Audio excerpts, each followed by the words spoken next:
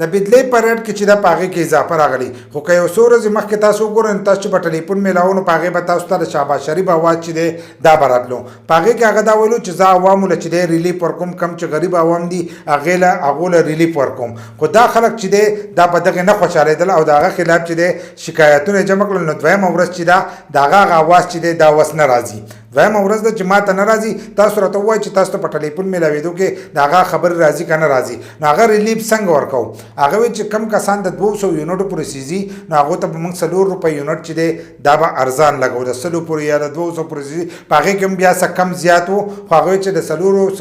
4 روپو پورې به یو یونټ چې دی دا به هغو ته ارزان پرېوځي او دلته که تاسو وګورئ د بجلی په یونټ کې چې دی 2 روپۍ اضافه وکړه نو 4 روپۍ خو د هغه کټ شوې خو 3 روپۍ چې دی پسې نورې مارګرې کړې نو دا د ریلیف دی وایي یو څه او کوي بل څه دا زموږ وزیر اعظم دی بل دا نن سبا د بجلی استعمال چې دی هغه هم سیوا دی که تاسو وګورئ نن سبا پنکه مار سړي لګولی دغه شانتې کله چا وس کېږي هغه اي سي لګولی د اوبو یخېدو دپاره خلک چې دی فریج په کور کې لګولی که چا فریج